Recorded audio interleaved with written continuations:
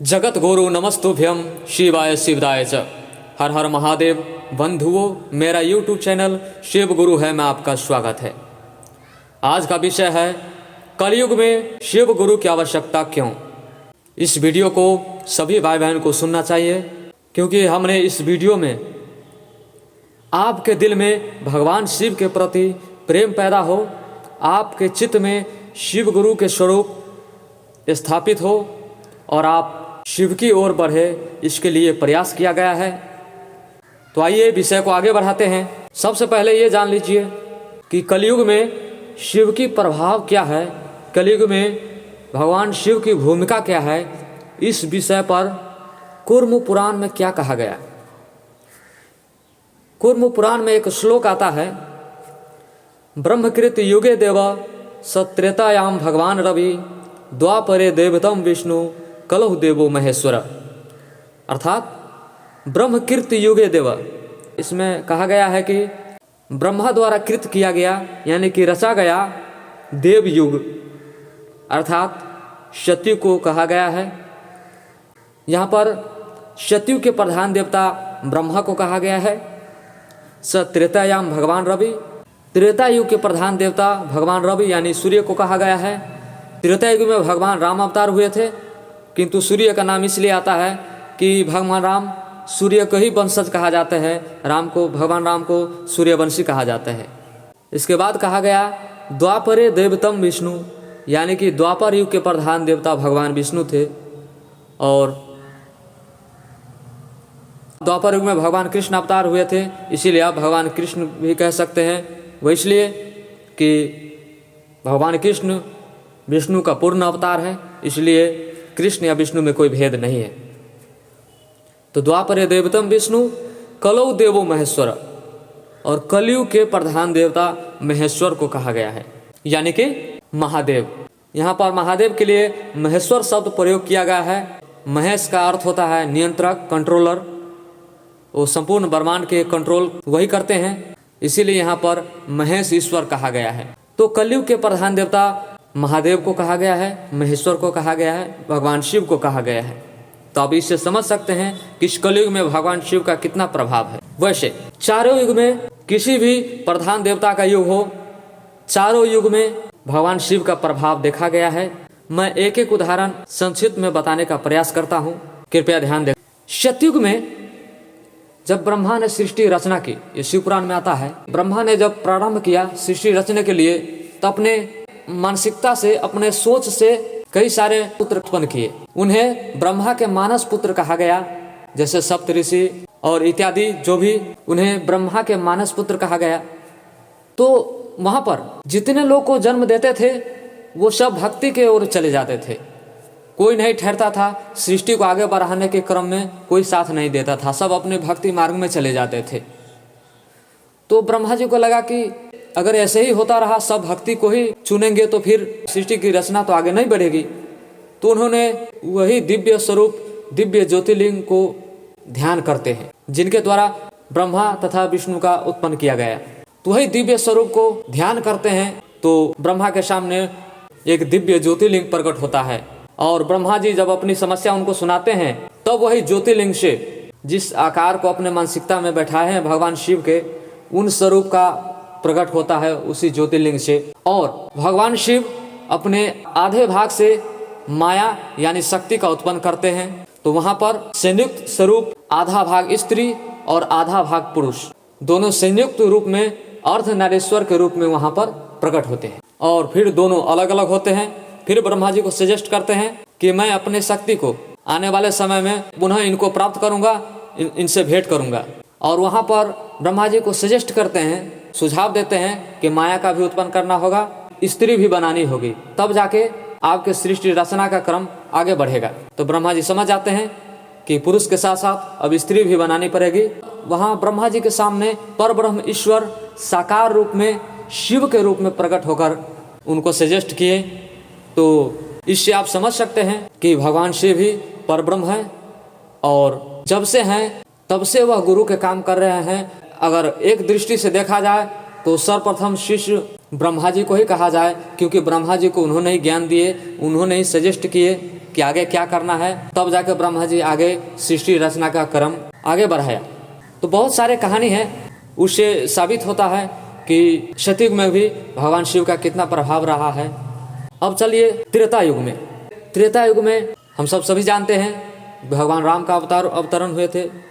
तो त्रेता युग में भगवान राम को वह शिव, वह महादेव विश्व रूप यानी विराट रूप कहाँ पर दर्शन देते हैं, इसके बारे में थोड़ा चर्चा करते हैं।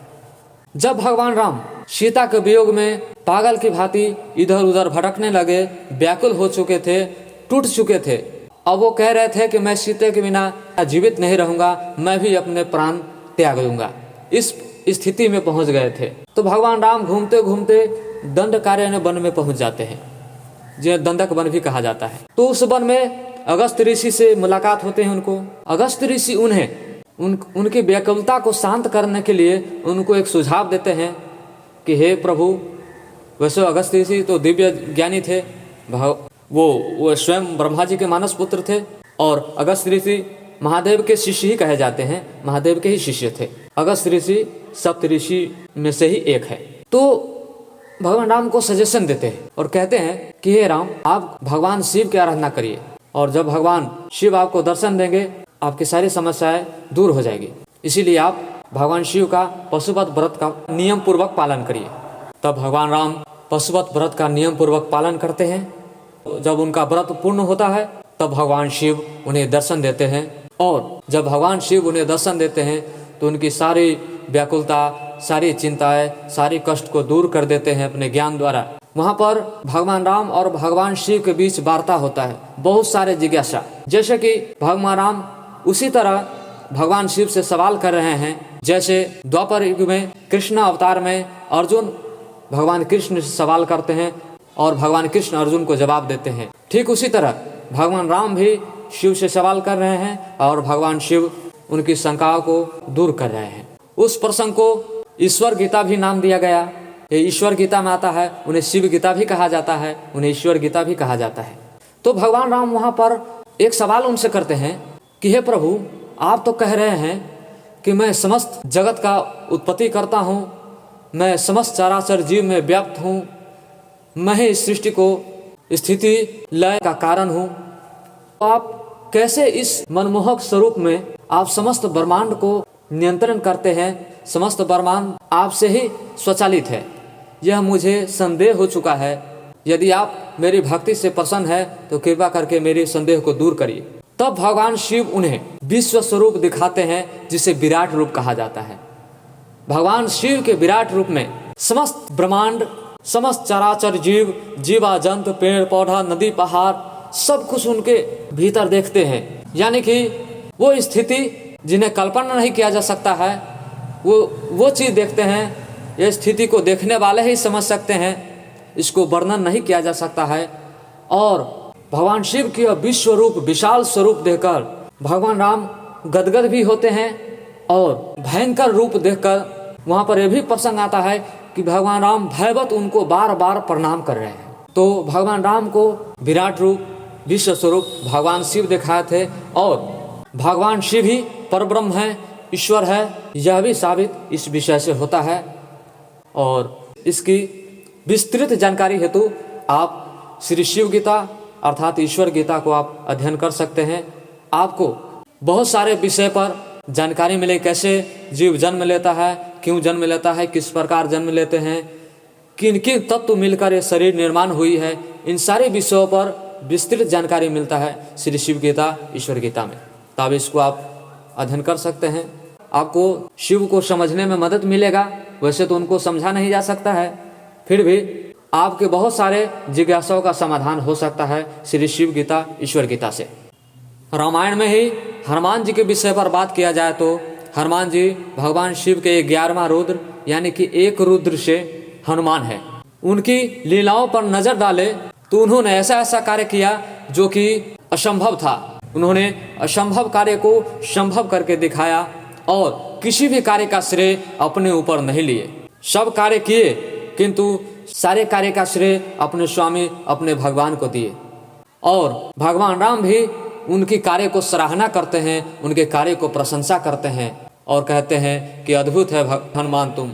मेरे हर कार्य को सफल बनाने में तुम्हारा योगदान रहा है, किंतु तुमने कभी भी उस कार्य को श्रेय अपने ऊपर नहीं लिया। इसीलिए भगवान उनको एक भक्त और एक दास के श्रेणी में नहीं रखते हैं। उन्हें कहते हैं कि तुम मेरे भाई के समान हो, और भाई में भी भरत जैसे भाई के समान हो। तुम मम प्रिय भरत सम भाई। तो केवल एक रुद्र का प्रभाव आप देख सकते हैं। इसीलिए तो संक्षिप्त में तुलसीदास जी कह दिए कि चारों युग प्रताप तुम्हारा। तो त्रेता युग में भी भगवान शिव का प्रभाव देखा जा सकता है। अब चलिए द्वापर युग। द्वापर युग में भगवान विष्णु के कृष्ण अवतार में महाभारत काल में जब युद्ध हुआ, जो हम आप सब जानते हैं, उन युद्ध के दौरान एक आश्चर्यमयी घटना, जो घटना का जिक्र अर्जुन वेद व्यास जी से करते हैं, और वो बात संजय धृतराष्ट्र को कह रहे हैं। सबसे पहले धृतराष्ट्र संजय से पूछते हैं कि संजय, तुम ये बताओ कि धृष्टद्युम्न द्वारा आचार्य द्रोण को मारे जाने पर युद्ध क्षेत्र में आगे क्या हुआ। तब संजय धृतराष्ट्र से कहते हैं कि हे राजन, आचार्य द्रोण को मारे जाने के बाद युद्ध क्षेत्र में भगदड़ मच गया। सभी कौरवों तितर बितर हो गए, और उसी समय अर्जुन ने वेद व्यास जी से एक आश्चर्यमयी घटना का जिक्र करता है। क्या कहता है वो सुनिए। अर्जुन वेद व्यास जी पूछते हैं कि हे मुनिवर, जब मैं अपनी निर्मल बाणों से शत्रुओं को संहार कर रहा था, उस समय मुझे दिखाई दिया कि एक अग्नि के समान तेजस्वी पुरुष मेरे आगे आगे चल रहे हैं। हे मुनिवर, वे जलता शूल हाथ में लेकर जिस ओर जाते, उसी दिशा में मेरे शत्रु विदीर्ण हो जाते। उन्होंने ही मेरे समस्त शत्रुओं को मार भगाया है, किंतु लोग समझते हैं कि मैंने उसे मारा है और भगाया है। हे प्रभु, मुझे बताइए वह महापुरुष कौन थे। मैंने उनके हाथों में त्रिशूल लिए देखा था। वो सूर्य के समान तेजस्वी थे, अपने पैरों से पृथ्वी पर स्पर्श नहीं करते थे, और अपने हाथों से त्रिशूल भी अलग नहीं करते थे। उनके एक त्रिशूल से सहस्रों त्रिशूल प्रकट होकर शत्रुओं पर गिरता था। कृपा करके मुझे बताइए यह तेजस्वी पुरुष कौन थे। तब वेद व्यास जी अर्जुन से कहते हैं कि हे अर्जुन, सुनो, जो प्रजापतियों में प्रथम तेज स्वरूप अंतर्यामी तथा सर्वसमर्थ है, भूलोक भुवरलोक आदि समस्त भुवन जिनके स्वरूप हैं, जो दिव्य विग्रहधारी है तथा संपूर्ण लोकों के शासक एवं स्वामी हैं, उन्हीं वरदायक ईश्वर भगवान शंकर की तुमने दर्शन किया है। वे वरद के देवता, संपूर्ण जगत के ईश्वर हैं। तुम उन्हीं की शरण में जाओ। वे महान देव है, उनका हृदय महान है, सब पर शासन करने वाले सर्वव्यापी और जटाधारी है। उनके 3 नेत्र और विशाल भुजाएं हैं। रुद्र उनकी संज्ञा है। उनके मस्तक पर शिखा तथा शरीर पर बलकल वस्त्र शोभा देता है। उन्हें महादेव, शिव, स्थानु आदि नामों से जाने जाते हैं। वरदायक भगवान शिव संपूर्ण भुवन के स्वामी, जगत के कारण अव्यक्त प्रकृति है, उन्हें व्यक्त नहीं किया जा सकता। वे किसी से पराजित नहीं होते। जगत को प्रेम और सुख की प्राप्ति उन्हीं से होती है। वही सबके अध्यक्ष हैं। जगत की उत्पत्ति स्थान, जगत के बीज, विजयशील, जगत के आश्रय, संपूर्ण विश्व के आत्मा, विश्व विधाता, विश्वरूप और यशस्वी हैं। वही विश्वेश्वर, विश्व नियंता, कर्मों के फलदाता ईश्वर हैं। वे स्वयं प्रकट हुए हैं, इसीलिए उन्हें स्वयंभू कहा गया है। तो आप इन शब्दों पर गौर करें तो आप समझ सकते हैं कि यह बात वही वेद व्यास कह रहे हैं जो वेद व्यास ने भगवत गीता लिखे हैं, और वहाँ पर स्वयं भगवान कृष्ण ही अर्जुन को सलाह देते हैं कि आप शिव की भक्ति करिए, आप शिव के शरण में जाइए। तो क्यों कहा भगवान कृष्ण ने अर्जुन को शिव के पास क्यों भेजा? इस विषय पर यदि गहराई से चिंतन करेंगे तो आपको लगेगा कि भगवान शिव का कितना प्रभाव रहा है। और सारे भी विषय हैं। उपमन्यु की कहानी आती है, उसमें भी भगवान शिव की एक दिव्य स्वरूप की चर्चा हुई है। तो द्वापर युग में भी भगवान शिव का प्रभाव रहा है, इसको समझा जा सकता है। अब आई कलयुग। कलयुग के लिए तो कुरुम पुराण में तो लिख दिया गया कि कलौ देवो महेश्वर, यानी कि कलयुग के प्रधान देवता भगवान शिव है। तो इस चीज को कैसे जाने कि कलयुग में भगवान शिव की भूमिका क्या है, कलयुग में भगवान शिव क्या कर रहा है। तो मैं 1-2 संक्षिप्त में कुछ विचार को रखूंगा। आप किसी भी संत को किसी भी महापुरुष को जो अध्यात्म की ओर चल रहा है, उनसे यदि बात करेंगे तो उनके मुख से यही सुनने को मिलेगा कि मुझे शिव की बड़ी कृपा हुई जो मुझे राम के शरण मिल गए, शिव के ही कृपा से मुझे कृष्ण राधा का शरण मिल गए, शिव के ही कृपा से मुझे अन्य देवी देवता का कृपा प्राप्त हुआ है। तो किसी के भी भक्ति करते हैं तो उन पर शिव की कृपा होती है। तो आखिर क्यों? वो किसी के भी भक्त हो, उन पर कृपा शिव की क्यों होते हैं?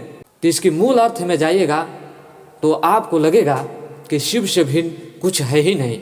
आपके भीतर शिव ही बैठकर राम राम जप रहे हैं, राधा राधा जप रहे हैं या कृष्ण कृष्ण जप रहे हैं, क्योंकि आपके भीतर शिव बैठा है। आपके द्वारा जिनकी भक्ति करना चाहते हैं उनकी भक्ति वो वही करते हैं। इसलिए रामायण में कहा गया कि शंकर भजन बिना नर भक्ति न पावे मोर, यानी कि शंकर के भजन के बिना विशुद्ध भक्ति को तुम जान ही नहीं सकते हो। तुलसीदास जी द्वारा क्यों इस शब्द को लिखा गया? शिव की भगत बने बिना आप किसी के भक्त भी नहीं हो सकते हैं, यहाँ तक के वर्णन कर दिया है। भगवान राम कहते हैं कि मुझे पाना चाहते हो, मुझे समझना चाहते हो पूर्ण रूप से, मेरी विशुद्ध भक्ति को प्राप्त करना चाहते हो तो पहले शंकर की भक्ति करो, उनके शरण में जाओ। तो इस विषय पर आप विचार करें तो इस कलयुग में शिव का कितना प्रभाव है। और हमारे किताबें यदि कह रहे हैं कि इस कलयुग का प्रधान देवता शिव है, अब एक बात पे विचार करिए कि कलयुग में शिव ही क्यों? हमने जिज्ञासा भी, कलयुग में शिव गुरु की आवश्यकता क्यों? तो कलयुग में स्वयं शिव क्यों आए? तो आप शास्त्रों पुराणों की कहानी को माने तो आप देखिएगा कि जब भी संसार पे विशेष संकट आती है, जब भी कोई संकट चरम पे होता है तो सभी देवी देवता महादेव के ही पास आते हैं। यानी कि अंतिम सोल्यूशन वही है। यदि किसी से कोई समस्या का समाधान नहीं होता है तो वह भगवान शिव के पास जाते हैं और भगवान शिव उन समस्या को समाधान करते हैं। सतयुग त्रेता द्वापर में गिने चुने राक्षस हुए, सतयुग त्रेता द्वापर में गिने चुने दैत्य प्रवृत्ति के हुए लोग। किंतु कलयुग में कहा गया है कि घर घर रावण है, घर घर कंस है। अब तो लग रहा है कि अब व्यक्ति व्यक्ति की ओर बढ़ रहा है। घर घर को तो छोड़िए, अब व्यक्ति व्यक्ति में यह शैतानी गुण या दुरात्मा गुण प्रवेश कर रहा है। तो जब भी विशेष संकट आया है तो उस संकट के लिए भगवान शिव खड़े हुए हैं। इस कलयुग में एक दो नहीं, अनगिनत राक्षस को आप देखा जा सकता है, और वो राक्षस कहीं और नहीं है, वो मनुष्य के विचार में ही है। इसीलिए जैसे कि अन्य युगों में देवता और राक्षस अलग अलग हुए करते थे, किंतु इस कलयुग में मनुष्य में ही है सब कुछ। आप ठीक उसी तरह समझिए जैसे कि पहले रेडियो, टीवी, घड़ी अलग अलग होते थे, अब सारे कुछ मोबाइल में ही मिलते हैं। तो ठीक उसी तरह वह सारे गुण लेकर मनुष्य इस कलयुग में पैदा हुए हैं। और इस कलयुग में धर्मात्मा भी है, और जो बुरे लोग हैं वो भी आगे चल के धर्मात्मा हो जाते हैं और हो सकते हैं, हुआ है। तो राक्षस तो कहीं है नहीं, वह दैत्य दानव तो कहीं और है नहीं, वह मनुष्य के विचारों में है। मन रूपी राक्षस है, मनुष्य के अंदर वो मन रूपी राक्षस बैठा हुआ है। कहा जाता है कि मन ही शिव होता है, मन ही शैतान होता है, मन ही साधु होता है, मन ही दुष्ट होता है। तो इस मन रूपी रावण को मारने के लिए कैसे हथियार की जरूरत है? मनुष्य को मिटाने से मनुष्य का नाश होगा, मनुष्य की मृत्यु होगी, उसकी बुराई की मृत्यु नहीं होगी। इसीलिए बुराई को मिटाना है। मनुष्य बुरे नहीं है, मनुष्य में जो बुरी प्रवृत्ति है उसको हटाना है, उसको मिटाना है। मन रूपी रावण को, मन रूपी कंस को, मन रूपी दुर्योधन को नष्ट करना है, विनष्ट करना है। तो इसके लिए कौन से हथियार की जरूरत है? तो कहा गया है कि ज्ञान से इस मन रूपी दुष्ट को विनष्ट किया जा सकता है, इन पर विजय पाया जा सकता है। तो ज्ञान की आवश्यकता पड़ी। तो इस कलयुग में महादेव स्वयं उतरे हैं, और इस मन रूपी दुष्ट को मारने के लिए ज्ञान रूपी अस्त्र की जरूरत है, और ज्ञान की भंडार महादेव को कहा गया है। तो इस कलयुग का भार दूसरा आखिर ले भी कैसे सकता है? दूसरा आखिर कौन ले सकता है? इसीलिए अगर इस विषय पर गहन विचार करें तो स्पष्ट लगता है कि इस कलयुग का भार महादेव ने क्यों लिए हैं, और महादेव को, उन शिव को गुरु भी कहा गया। वो जगत गुरु है, वो आदि गुरु है, वो गुरुओं के गुरु है। हम आप उनको गुरु माने या ना माने, लेकिन वो अपना काम कर रहे हैं। आपके भीतर भक्ति का चेतना जगाते हैं, आपके भीतर भक्ति पैदा करते हैं, भक्ति की ललक पैदा करते हैं। कौन करते हैं? ये शिव ही तो करते हैं। इसीलिए तो सभी साधु संत कहते हैं कि मुझे शिव की कृपा नहीं होती तो आज मैं रामकृष्ण का भक्त नहीं होता, आज मैं राधा मोहन का भक्त नहीं होता। क्यों कहते हैं? क्योंकि वास्तव में शिव की कृपा है। शिव की कृपा बगैर तो कहीं कुछ नहीं है। और आप यदि यह सोच रहे हैं कि भगवान शिव यदि कृपा करते हैं तो वो अपने पास रखते, वो अपना भक्त बनाते, वो दूसरों की भक्ति करना क्यों सिखाते हैं? कुछ लोग तो यह भी सोचते हैं कि महादेव जब प्रमोशन करते हैं तो अपनी भक्ति से हटाकर दूसरे की भक्ति करना सिखाते हैं। क्या ये उचित है कहना? क्या महादेव के पास वो क्षमता नहीं है?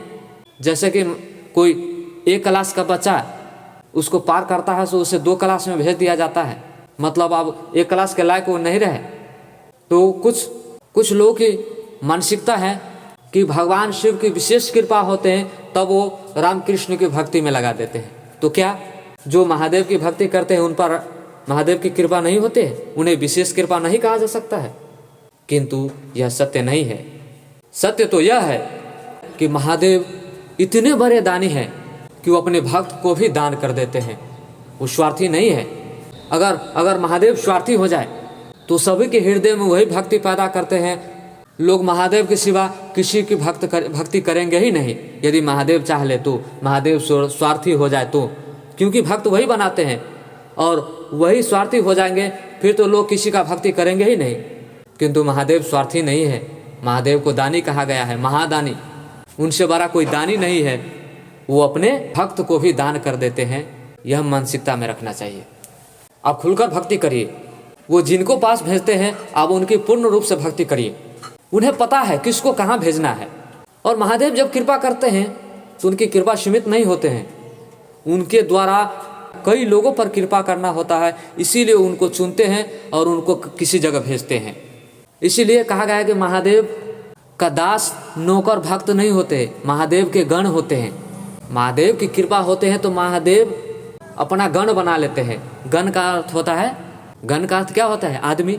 गण का मानी कार्यकर्ता, यानी महादेव अपना आदमी बनाते हैं। गणतंत्र इसी शब्द से बना है। वो लोकतंत्र में विश्वास करते हैं, वो लोगों के बीच रहते हैं। महादेव के सानिध्य में रहने वालों को महादेव के गण कहा जाता है, यानी उनका कार्यकर्ता। तो जो उनका कार्यकर्ता होंगे वो उनसे कार्य करवाएंगे ना। तो किसी को रामकृष्ण की भक्ति में भेजते हैं तो उनको इतना सबल बनाकर भेजते हैं वो भी अनगिनत लोगों को भक्त बना सके, वो भी बहुत सारे लोगों को भक्ति का मार्ग पे ला सके और सभी को परम धाम की ओर अग्रसर करे। यह महादेव को वो काम करते हैं, यानी कि महादेव अपना काम करवाते हैं। तो हम आप किसकी भक्ति करेंगे ये डिसाइड हम आप नहीं करते हैं, वह महादेव ही करते हैं। हम आपको बनाने वाला वही है, इसीलिए वो जानते हैं कि इसको कहाँ भेजना है, इससे क्या करवाना है। वो सबों में वही है। आप किसी संत से सुनिएगा कहानी, या कहानी है हमारे शास्त्र पुराण ग्रंथ में कि रामकृष्ण के भक्त को महादेव दर्शन देने आते हैं। इस विषय पर विचार करिए। वो रामकृष्ण के भी भक्त होते हैं तो उनको फ्री में दर्शन देने चले जाते हैं।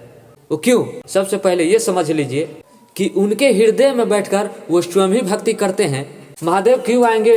किसी और की भक्ति करेंगे तो महादेव दर्शन देने क्यों आएंगे? इसका एक पहलू यह भी है कि किसी की भी भक्ति करते हैं तो महादेव को अनंत सुख प्राप्त होता है। किंतु वह इसलिए कि अंतिम शिखर वही है जिन्हें परमपिता परब्रह्म परमात्मा कहा गया है।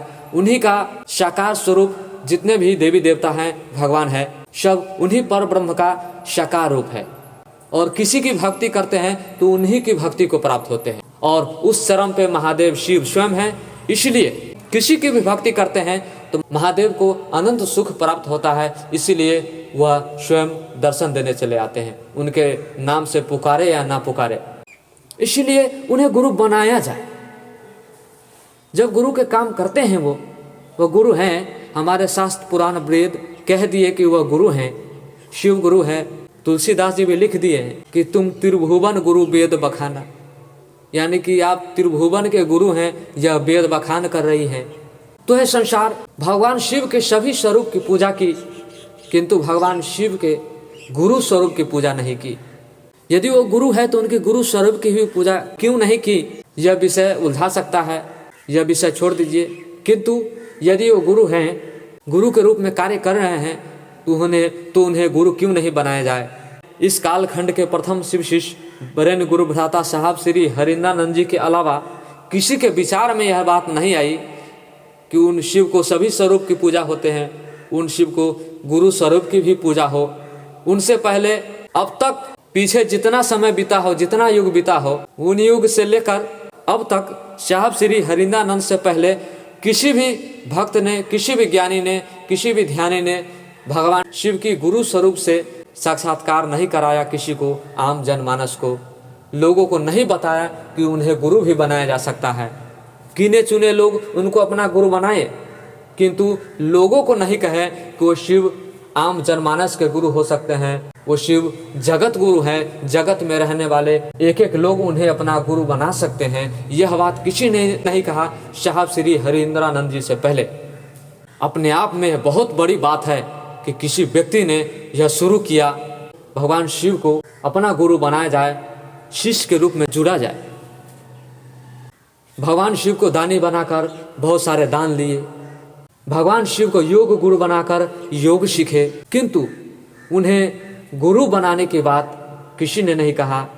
कहीं न कहीं लगता है कि हम मनुष्यों को उन ईश्वर से दूर रखा गया, उन ईश्वर से जुड़ाव नहीं होने दिया गया। गुरु और शिष्य का डायरेक्ट संबंध होते हैं, उन ईश्वर से डायरेक्ट लोगों के संबंध ना जुड़े, इसके लिए उनके गुरु स्वरूप की चर्चा नहीं किया गया। बखान किया गया वो गुरु है, त्रिभुवन के गुरु है, किंतु त्रिभुवन के लोग उनके शिष्य हो सकते हैं, यह बात किसी ने नहीं कहा। किंतु इस कालखंड के महामानव वरेण्य गुरु भ्राता साहब श्री हरिंद्रानंद ने इस चीज़ को कहना शुरू किया कि शिव गुरु है, जुड़ो उनसे। कि अब तक आपने दानी महादेव से मिले हैं, वह महादेव ज्ञानी भी है, दान ही नहीं देते हैं, ज्ञान भी देते हैं। उनसे शिष्य के रूप में जुड़िए, वह जगत गुरु है, हम आप जगत में रहते हैं, इसीलिए हम लोग उन्हें अपना गुरु बना सकते हैं, उन्हें गुरु बनाया जाए। वह कमाल के गुरु हैं और आज भी वह गुरु के रूप में काम करते हैं। इसीलिए इस कलयुग में शिव गुरु की आवश्यकता है। गुरु तो सदियों से हैं, किंतु क्या हुआ, प्रारंभ हुआ युग सतयुग से आते आते कलयुग में पहुंच गए। वही मनुष्य पीढ़ी दर पीढ़ी नीचे की ओर आते चले गए। कई सारे गुरु हुए, कई सारे ग्रंथ, वेद, पुराण सब लिखे गए, किंतु परिणाम स्वरूप क्या हुआ, धीरे धीरे मानव अमानव होते चले गए और आज कहा जा रहा है घोर कलयुग की स्थिति है। ये तो शुरुआत ही है, आगे क्या होगा पता नहीं। तो इस सब का जिम्मेदार कौन है, इस घोर कलयुग का जिम्मेदार कौन है, हम आप ही हैं। वो इसलिए कि सच्चे गुरु नहीं मिला हमें, इसीलिए उन शिव से जुड़ा जाए। इस कलयुग में शिव गुरु की आवश्यकता इसलिए है क्योंकि अब दुनिया गुरु से काम नहीं चलेगा। दुनिया गुरु तो युगों से है। हुआ क्या, घोर कलयुग तो आ ही गया ना, मानव अमानव हो गया ना, मानव में दानवीय गुण आ ही गया ना। हालांकि कुछ शुद्ध आत्मा भी है, किंतु परसेंटेज तो अमानव ही है। और हो सकता है आने वाले दिनों में यह भी देखने को ना मिले जो दिख रहा है। इसलिए इस कली काल में शिव गुरु की आवश्यकता है, उन्हें अपना गुरु बनाया जाए। तो चलिए आज के लिए इतना ही। अब मैं अपनी वाणी तत्क्षण गुरु के चरणों में रखता हूँ और पुनः पुनः सभी भाई बहन को प्रणाम करता हूँ।